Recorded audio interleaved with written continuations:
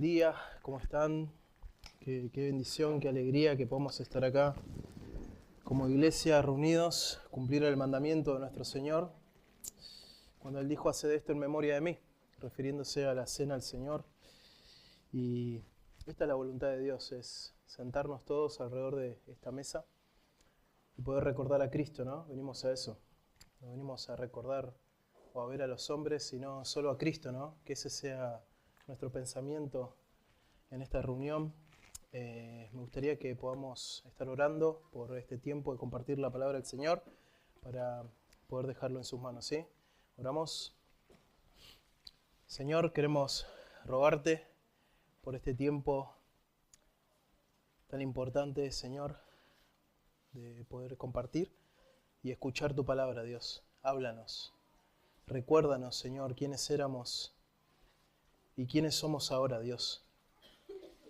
Quiénes somos ahora en Cristo, como nuestro Señor nos libró de nuestros pecados, como nosotros éramos como Gomer, Señor, una mujer adúltera que iba atrás del pecado, Señor, dándote las espaldas, pero que nos limpiaste. Qué increíble, Señor, nos has limpiado, nos has dado una nueva vida. ¿Quién pensaría eso de nosotros, Señor? Solo tú. Gracias, Señor, por el sacrificio de Cristo, porque derramó su sangre, Dios, en esa cruz. Y hoy nosotros podemos estar acá recordando esa cruz, y qué privilegio, Señor, que tenemos a poder reunirnos y participar de estos símbolos, Dios, que tú consagraste. Te agradecemos en el nombre de Cristo Jesús. Amén. Bueno, hermanos, vamos al Evangelio de Juan, capítulo 8. Vamos ahí con nuestras Biblias y empezamos una nueva serie. Ahí el pastor este tiempo estuvo orando y también pensando qué podemos estudiar con la congregación en la cena del Señor, y qué propicio poder estudiar acerca de las doctrinas de la cruz, acerca de las doctrinas que tienen que ver con la muerte y la resurrección de Cristo y sus efectos en nosotros, ¿no? Y vamos a estar en este tiempo estudiando las doctrinas de la cruz, como la justificación, la redención, la propiciación, la adopción, la regeneración y demás. Y vamos a estar enfocándonos, y es lo que queremos, enfocar toda nuestra atención en Cristo, y que no nos distraigamos con otras cosas, sino que sea solo Cristo hoy, ¿no?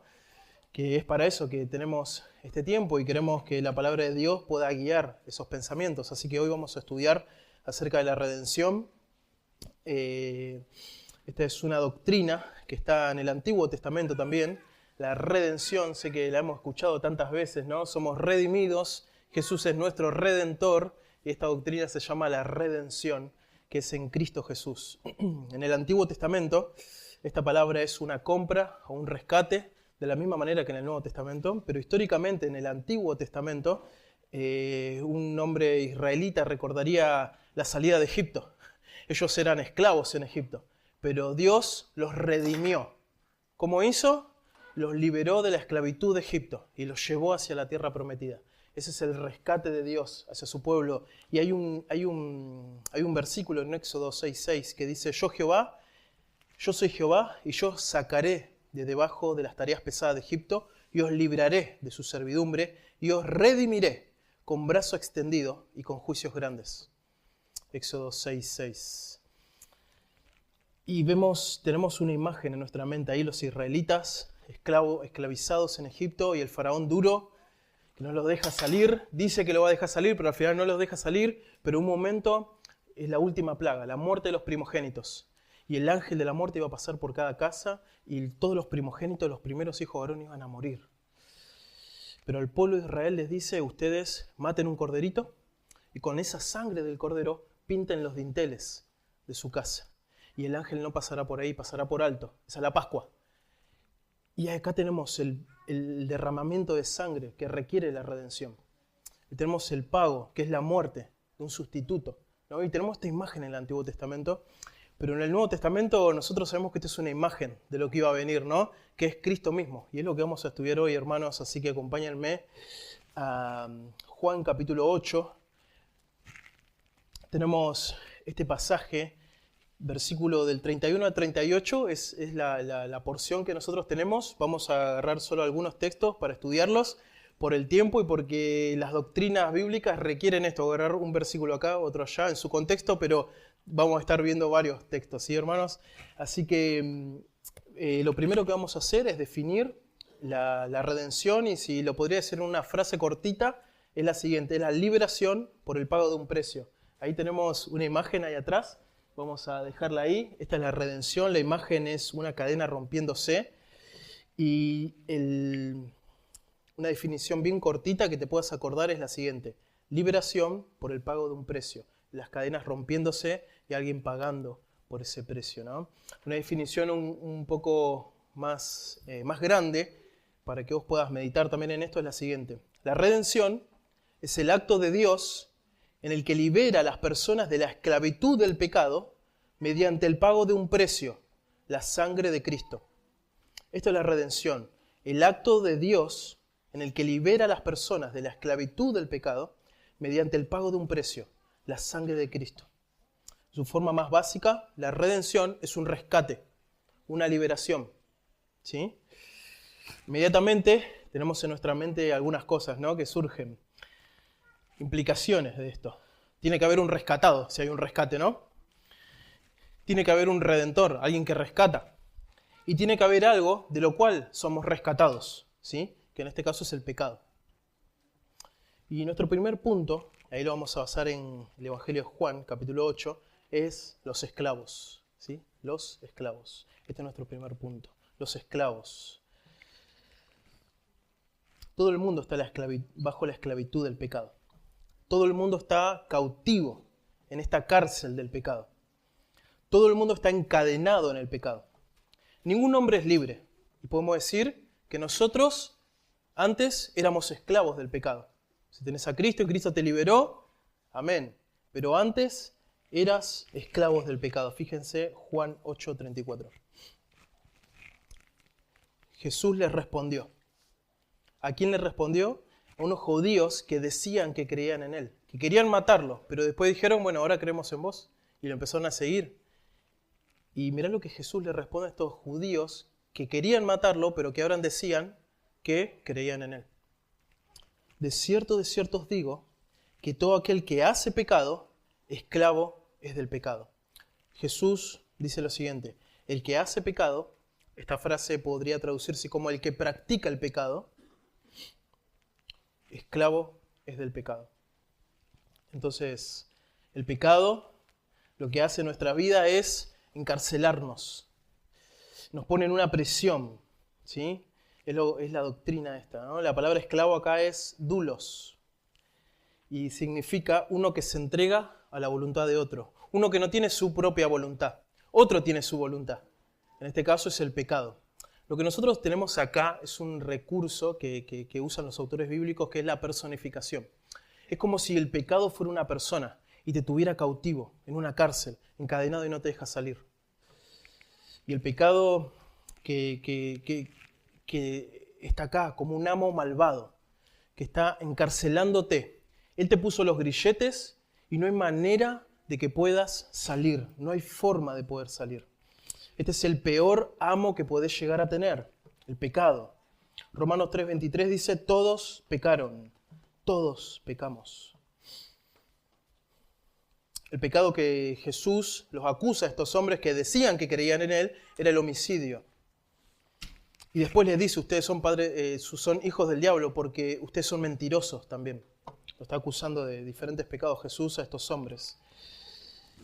Y hablando acerca del pecado, si el pecado fuera una persona, ¿sí? Si el pecado fuera una persona, sería el peor amo. Este es el amo más malvado, el que nos quiere destruir. Te quiere destruir a vos y a tu familia y a todos los que amás. Este es un amo cruel, que no tiene compasión. No va a tener misericordia, no va a tener lástima, no le va a importar cuántas veces caíste y lo lastimado que estés, te va a querer seguir lastimando. En Hebreos 3:13 dice que el pecado es engañoso. Nos hace creer que estamos bien, pero en realidad estamos peor de lo que imaginábamos. El pecado te promete cosas que no cumple, te promete cosas de color de rosa, pero después llegás y es un lugar gris y oscuro. Es un mentiroso. Te muestra las cosas lindas como se las mostró a Acán, los lingotes de oro. Pero después fue muerto él con toda su familia. Josué capítulo 7. El pecado quiere mostrarte cosas lindas para que vos accedas y esclavizarte más y más. El pecado quiere que cada día sea cada vez más esclavo. Es lo que el pecado hace, a eso se dedica. Su fin es alejarte cada vez más de Dios.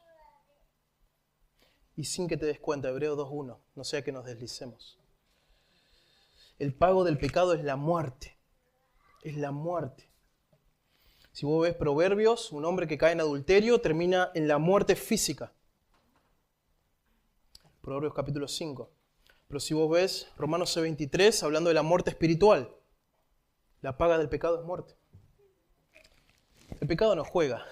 El pecado no es como un osito que podríamos tocarlo o acariciarlo o jugar con él. El pecado es como el fuego. Cuando lo tocas te quema. Y se quiere expandir por todo tu cuerpo. Quiere destruirte. El pecado es muy poderoso. Ha hecho caer a los grandes, a Sansón, a David, a Abraham. Ha hecho caer a muchos el pecado. Y muchos subestiman el poder del pecado, pero decime si en tu vida el pecado no hizo un efecto destructivo. No destruyó tu vida y estando sin salida, ahí recién buscaste o aceptaste a Dios. Cuando ya estabas en el piso, no tenías nada. Es así el pecado y así no tenía. Y nosotros creíamos que hacíamos lo que queríamos, pero no hacíamos lo que queríamos, sino que hacíamos lo que este capataz nos decía. Si fuera una persona, el pecado. Así que los esclavos están así. Hoy en día los que no están libres en Cristo están esclavizados de esta manera. Y están cada vez peor. Y es mentira que van a mejorar. Cada vez van a ser más esclavos y van a empeorar.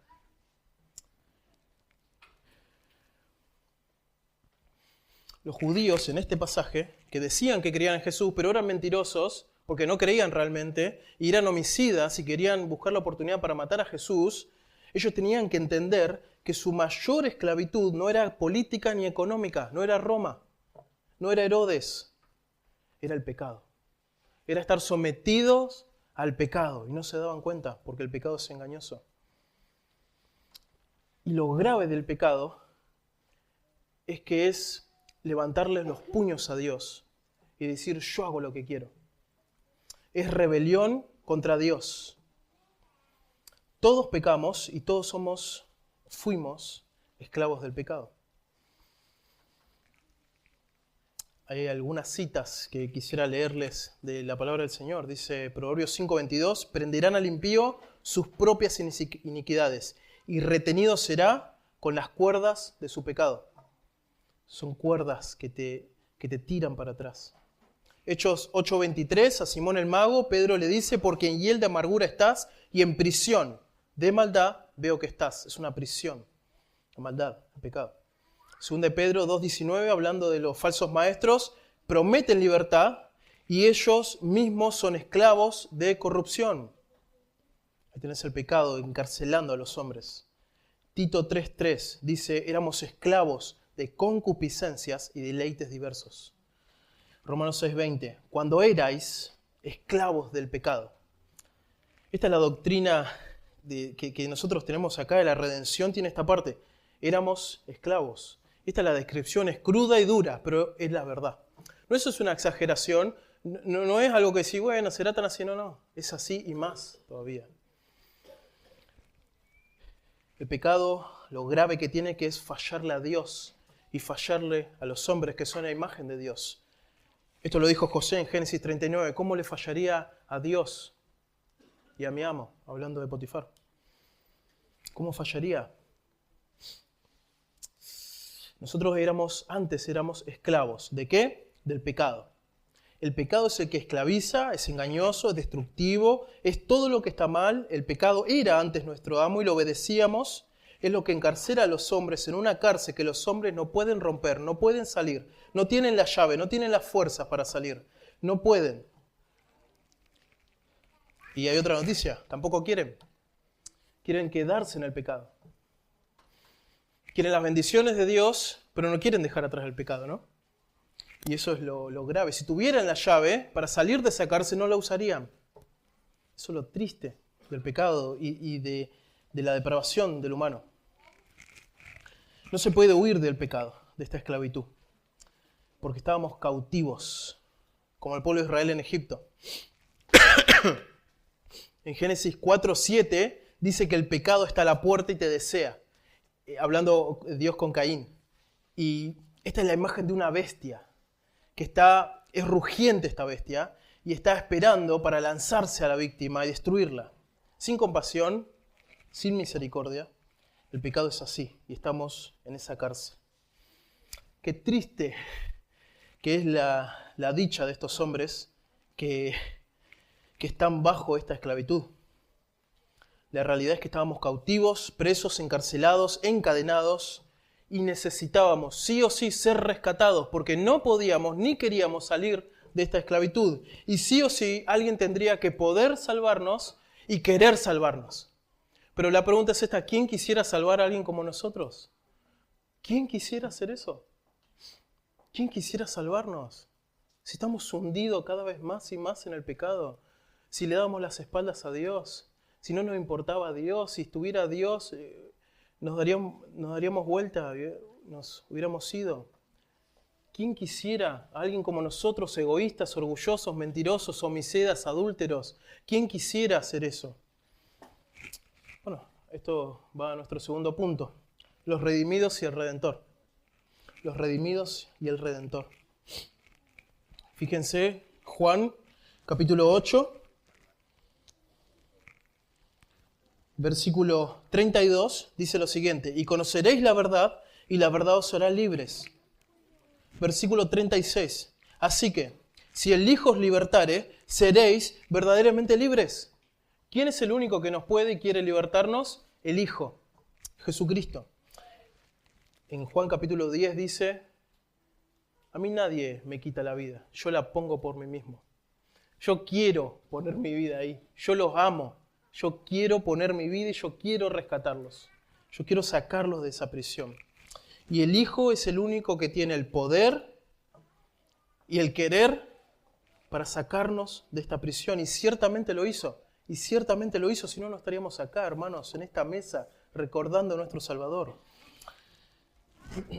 La palabra redención en el Nuevo Testamento se usa como en 5 sentidos. No vamos a ver los 5 porque no nos vamos a quedar con ninguno, pero sí quisiera traer 2 solamente. Lo primero es comprar en el mercado, y la otra palabra es comprar en el mercado y sacarlo, ¿sí? La primera palabra es agorazo, que es comprar en el mercado, y la segunda es exagorazo, que es comprar y sacar del mercado sin posibilidad de estar de nuevo en venta. Sin esa posibilidad de sacarlo, pero ya no se puede vender más este esclavo. Entonces la palabra lo que implica es la siguiente: es que es una palabra comercial. Estamos en el mercado de esclavos, llenos de esclavos ahí vendiéndose, y estamos encarcelados, encadenados, y no podemos salir, pero viene una persona y nos compra, paga el precio de nuestra libertad. Y después esta persona nos agarra y exagorazo, nos saca, nos liberta, nos libera, nos saca de esa esclavitud. Gálatas 3:13 dice: Cristo nos redimió de la maldición de la ley, hablando de la redención, lo que esto implica, ser esclavos del pecado, estar malditos por la ley de Dios. Porque el que no cumple un punto de la ley, no cumplió ningún punto de la ley y está maldito, porque la ley trae esto, maldición. Y la palabra que se usa en Gálatas 3:13 es exagorazo. Es comprar un esclavo con vistas a otorgarle la libertad y sacarlo para jamás volver ahí, esa esclavitud, a ese tipo de esclavitud. Esta palabra lleva en sí el pensamiento de que aquellos a quienes son redimidos no van a ser puestos otra vez a la venta, nunca más, jamás. Esta es la redención hecha por nosotros en Cristo. Imagínate esto. Hay un precio que pagar, es la muerte. Ese es el pago por el pecado, es la muerte. Es un precio muy alto. Y estamos en esta cárcel, en este comercio. Y hay una suma de dinero muy alta que hay que pagar. Y nadie quiere comprar un esclavo como nosotros. Pero llega un hombre. Y él quiere y puede comprarnos. Y es, como dijimos, es triste la vida del pecador, de todos nosotros antes de Cristo. Pero en Efesios 2:4 dice, pero Dios, en su misericordia. Dios podía y quería, y lo hizo. Y fue Dios mismo que bajó del cielo, se encarnó en Cristo y nos libertó, nos compró. Teníamos este amo, el pecado. Su precio era la muerte. Lo lógico sería, nadie pagaría por nosotros, no valemos la pena. Pero Cristo quiso y pudo. Él pagó. Él pagó, el pago que Cristo hizo para redimirnos fue su propia sangre. Primera de Pedro 1:18. Sabiendo que fuiste rescatados, esta es la palabra, de vuestra manera de vivir, la cual recibiste de vuestros padres, no con cosas corruptibles, como oro o plata, sino con la sangre preciosa de Cristo, como de un cordero, como la Pascua, sin mancha y sin contaminación. Este fue el precio y Jesús lo pagó. La muerte física, muriendo en la cruz. Jesús realmente murió en la cruz. Su corazón dejó de latir realmente, dejó de respirar. Expiró, entregó su espíritu. No fue una metáfora. Realmente Cristo murió y pagó el precio por nuestros pecados. Jesús, estando en la cruz, dijo, Padre mío, ¿por qué me has abandonado? En un momento, esto es algo extraño, pero es difícil de explicar, pero en un momento el Padre le dio las espaldas a Cristo y fue separado de Él. Y ese fue parte del pago.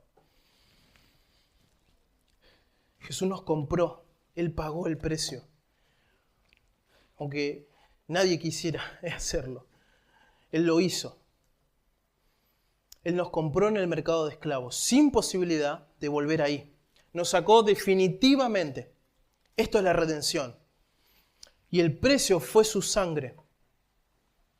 Nos rescató, sin posibilidad de volver al mercado. Sin posibilidad. Nosotros podemos decir, Jesús, pero yo soy un ladrón, un homicida, un borracho, un mentiroso, un fornicario, un chismoso. ¿Cómo vas a pagar un precio tan grande por alguien así? Y lo hizo por amor, porque nos amó. Nos compró con su sangre. La cosa más valiosa que puede llegar a existir. Junta todo el oro del mundo, toda la plata del mundo y no se va a comparar con una gota de esta sangre. Es lo más valioso. Es lo más preciado. Jesús, ¿pero acaso no sabés cómo soy? ¿Por qué pagaste este precio? Él nos conocía más que nosotros mismos, a nosotros mismos. Él es el que más nos conoce. Y aún así, por amor, pagó ese precio. Y nos sacó de esa esclavitud. Y nos hizo, según Juan 8:36, verdaderamente libre. No una libertad falsa, no una libertad de mentira, una libertad metafórica, una verdadera libertad, porque ahora podemos dejar el pecado atrás y seguir la justicia. Podemos dejar el pecado y seguir a Cristo. Podemos dejar el pecado y seguir la santidad. Eso es verdadera libertad. Y si Jesús no hubiera librado hoy, no diría, bueno, ahora corre, salí. No sabríamos a dónde ir, hermanos. Esto es lo que Pedro le dijo. ¿A quién iremos si solo tú tienes palabra de vida eterna? Entonces, esto nos da pie al tercer punto. Un nuevo amo.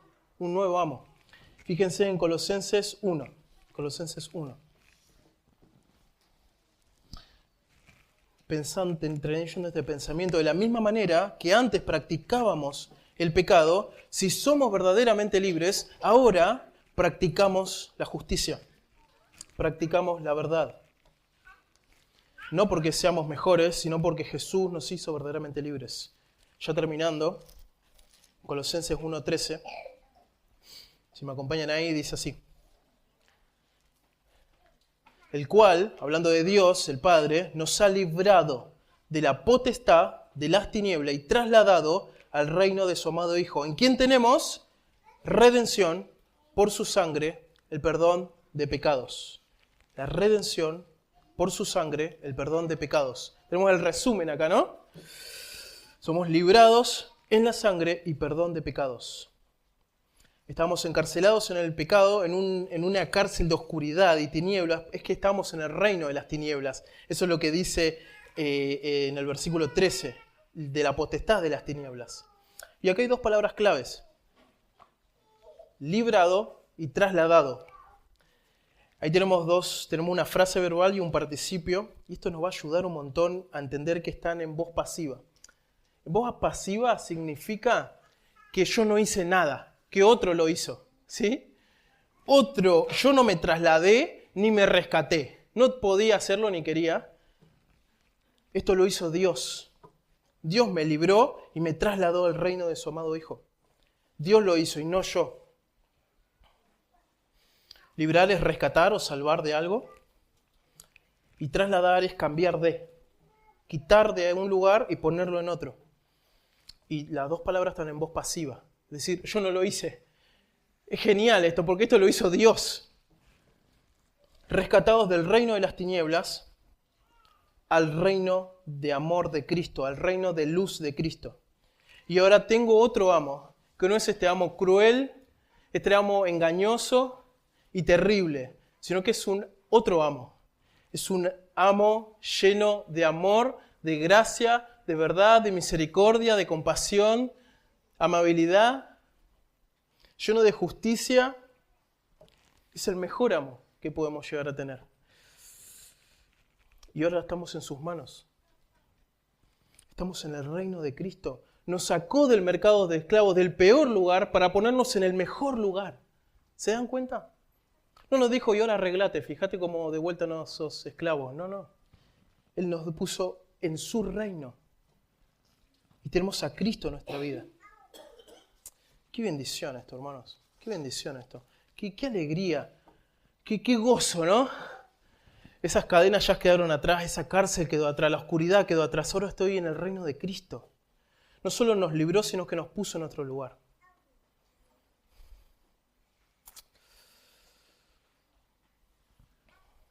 Meditemos en esto, hermanos. Tenemos el mejor amo, es Cristo. Nuestro Señor, nuestro amo, nuestro dueño. Eso es nuestro gozo. Y para recordar, Jesús se hizo hombre, participó de carne y sangre, como dice Hebreos 2:14, con el propósito de destruir al pecado, a la muerte y al diablo. Lo destruyó. ¿Cómo? En la cruz, cargando nuestros pecados, muriendo en esa cruz, pagando el precio.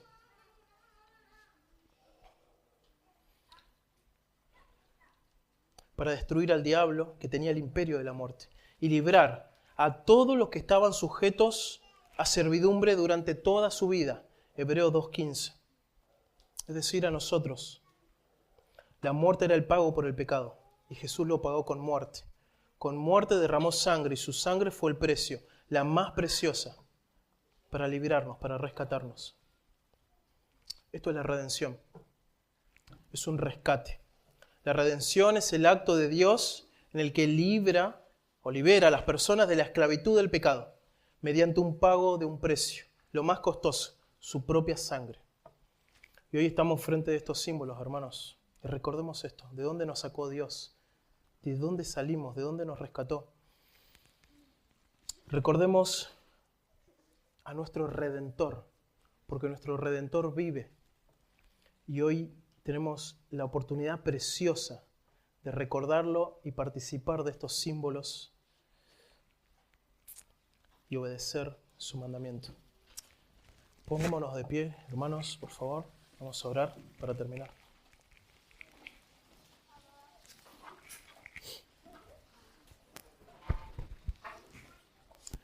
Señor Padre amado, queremos venir delante de su presencia para recordar a nuestro amado Redentor, a Cristo. ¿Qué sería de nosotros, Señor? ¿Dónde estaríamos ¿Qué sería de nuestra vida? ¿Qué sería de nuestra alma sin nuestro Redentor? Sin esta liberación tan poderosa que hizo mediante el pago de su muerte en la cruz. Ayúdanos, Dios, en este momento, cuando participemos de estos elementos, a recordar a Cristo, a esta liberación de este amo que era el pecado. Ayúdanos a recordar que ahora somos libres en Cristo y que por medio de su sangre, hoy con limpia conciencia podemos participar de estos elementos y recordar a aquel que murió y resucitó por nosotros. En Cristo Jesús. Amén. Tomen asiento, hermanos.